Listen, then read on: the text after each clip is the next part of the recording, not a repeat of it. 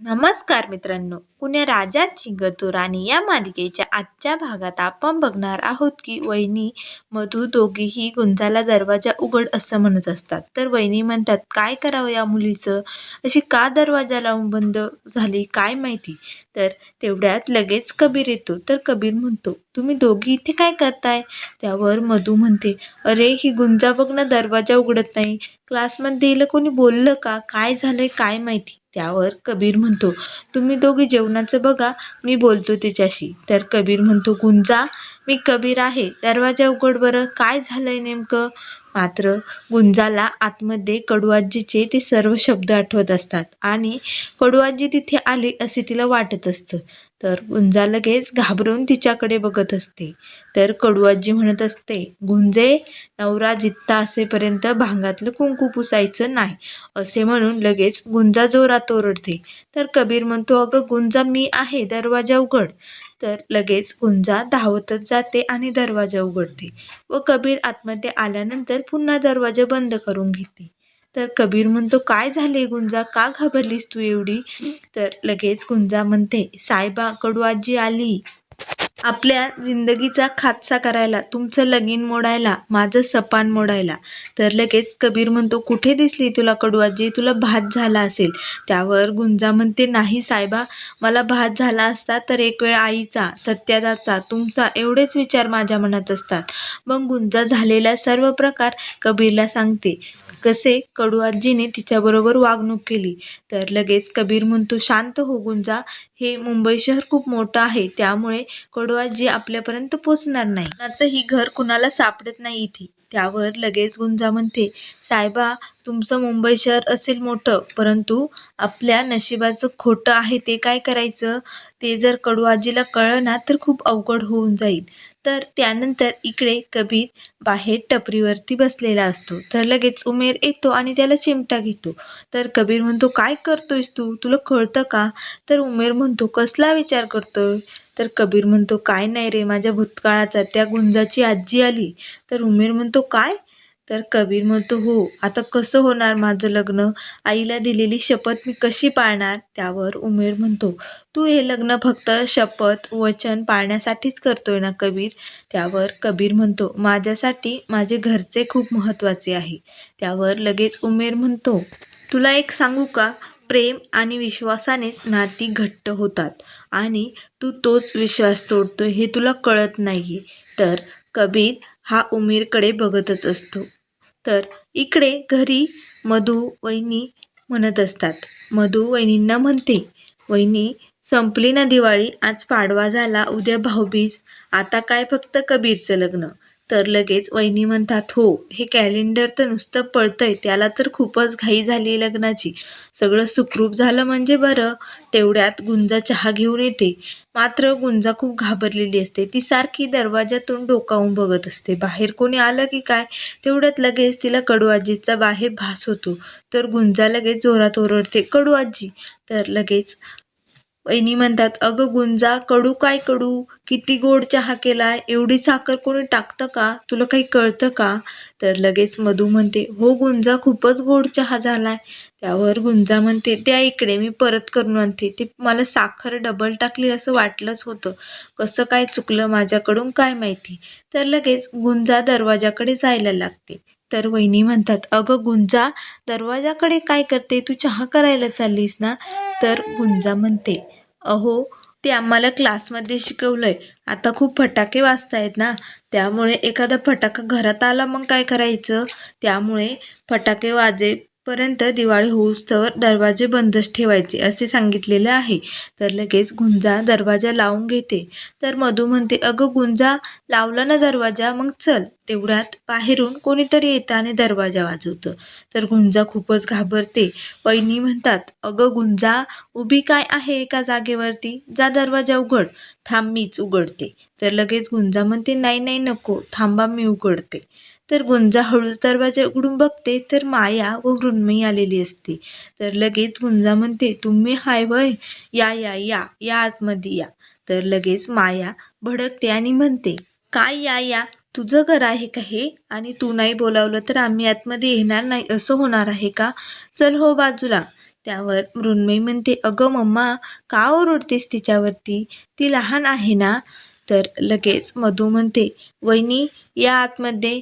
तर लगेच मृण्मयी म्हणते, गुंजा, मम्माच्या वतीने सॉरी बर कमी, राग नको मानून घेऊ. त्यावर गुंजा म्हणते, नाही हो, बसा तुम्ही, मी तुमच्यासाठी पाणी घेऊन येते. तर लगेच मृण्मयी व माया दोघेही आतमध्ये येतात.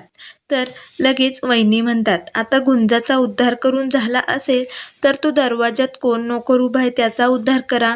तर लगेच माया म्हणते, शांताराम इकडे ये पटकन शेरवानी घेऊन. तर लगेच मायाने कबीरसाठी लग्नाला शेरवानी घेतलेली असते, तर ती टेबलवरती ठेवतो आणि माया त्याला गाडीत बसायला सांगते.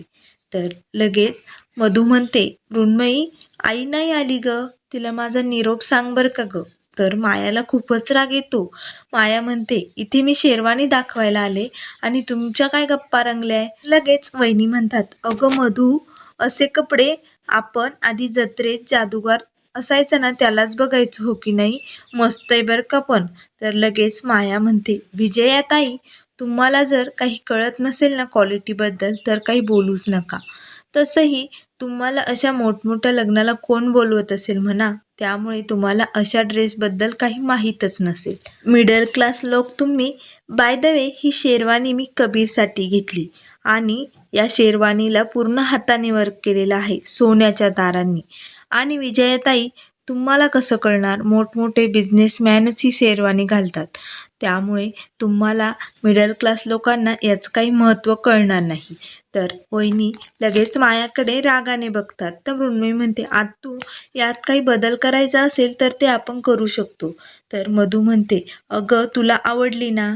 तर मृण्मयी म्हणते, हो मला आवडली, पण ती मम्मानी खरेदी केली. तर तेवढ्यात लगेच बाहेर कडूआजीचा आवाज येतो, बोरं घ्या, चिचा घ्या. तर गुंजा ही सारखी बाहेर डोकावून बघत असते. तर लगेच मी म्हणते, आत्तू, खरं तर ही शेरवानी आधी कबीरलाच दाखवायची होती, पण त्याचं कसं आहे ना, बघायचं सोडूनच लगेच म्हणतो, ठीक आहे ठीक आहे, हीच बरी, म्हणून मी तुला आधी दाखवते. त्यावर मधू म्हणते, मृण्मयी, तुला आवडली ना, मग मला आवडल्यासारखीच आहे. तेवढ्यात लगेच कडूआजी येते आणि म्हणते, अरे बापरे, केवढं मोठं घर आहे हे. तर लगेच कडूआजी म्हणत असते, बोरं घ्या, चिचा घ्या, आणि भाग्याचं कुंकू बी हाय. पोरींनो, ताईंनो, या पटकन. तर लगेच आतमध्ये सर्वजण कडूआजीचा आवाज ऐकतात. तर लगेच मधू म्हणते, कोण आहे ते. तर गुंजा मात्र त्यांचं लक्ष आतमध्येच लागावं म्हणून पटकन पळत येते आणि ती शेरवानी उचलायला लागते आणि म्हणते, आई, ही शेरवानी खूप महागाची आहे ना, तर मी ती साहेबांच्या रूममध्ये ठेवून येते, कोणी चोरली बिरली तर. मात्र मायाला खूपच राग येतो. तर माया म्हणते, ए बाजू हट, तुला काही कळतं की नाही, 5 लाखाची शेरवानी ती, तू हात कसा लावला तिला. अजून तुझ्या साहेबाच्या लग्नात किती विघ्न आणणार आहेस तू. तर लगेच कडूआजी दरवाजापर्यंत आलेली असते. तर ती म्हणत असते, भाग्यच कुकू घ्या, डोंगरवाडीचा मेवा घ्या. तर डोंगरवाडीचं नाव ऐकून मायाला खूपच राग येतो. तर लगेच माया म्हणते, ए म्हातारे, चालती हो इथून, आम्हाला नकोय तुझा डोंगरवाडीचा मेवा. काय हे, मिडल क्लास लोकांच्या दारात कोणीही येतं. त्यावर लगेच वहिनी म्हणतात, मायाताई, सणासुदीचे दिवस आहेत, कोणी आलं ना त्याला असं हिटकारू नये, कारण लक्ष्मी कधी घरात येईल सांगता येत नाही. आणि तुम्हाला काय माहिती याचं सर्व टेटस, कारण तुमचे दरवाजे तर सदा न कदा बंदच असतात. तर लगेच मधू म्हणते, हो वहिनी, कालच आम्हाला त्या पंतीवालीने एक चमत्कारच करून दाखवला, आमचे पैसे परत आले. तर लगेच आतमध्ये सर्वजण कडूआजीचा आवाज ऐकत असतात. तर मायाला खूपच राग येतो. तर माया म्हणते, ए डोंगरवाडी, जा त्या बाईला मॅनेज कर, डोंगरवाडीचीच आहे ना तू, मग जा पटकन. तर गुंजा शांत उभी असते. तेवढ्यात कविता येते आणि म्हणते, कोण आहे ते. तर लगेच मधू म्हणते, जाग कविता, बघ बरं काय हवंय त्यांना, कोण आहे ते. तर लगेच कविता बाहेर जाते आणि म्हणते, काय हवंय मावशी तुम्हाला.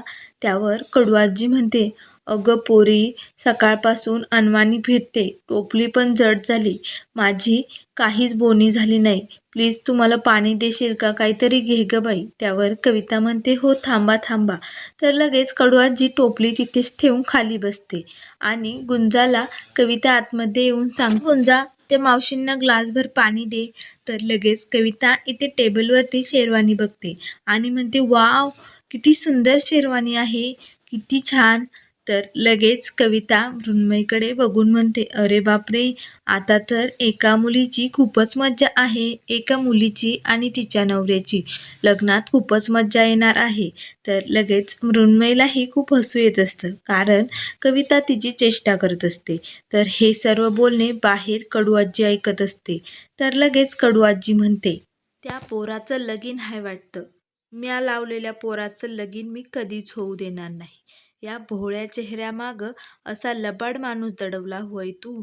मी बी आता असं नाही सोडायचे तुम्हाला. माझं नाव बी कडूआजी हाय, कडूआजी म्हणतात मला. तर लगेच कडूआजीला समजलेले असते की कबीरचे दुसरे लग्न होणार आहे. तर मित्रांनो, पुढील भागामध्ये कबीर गुंजा हे कडूआजीला तिच्या रूममध्ये बोलवतात. तर लगेच कबीर आजीला म्हणतो, तुम्ही का आलाय तिथे? त्यावर कडूआजी म्हणते, साहेबा, तू लग्न करतोयस हे जर मी डोंगरवाडीला सांगितलं ना तर काय होईल हे तुला कळतंय ना? त्यावर कबीर म्हणतो, म्हणजे तुम्ही मला ब्लॅकमेल करता आहात का? तर कडूआजी म्हणते, नाही, मग माझं तोंड बंद करण्यासाठी मला काहीतरी तरी मिळायला हवं की नको? तर कबीर म्हणतो, काय पाहिजे तुम्हाला?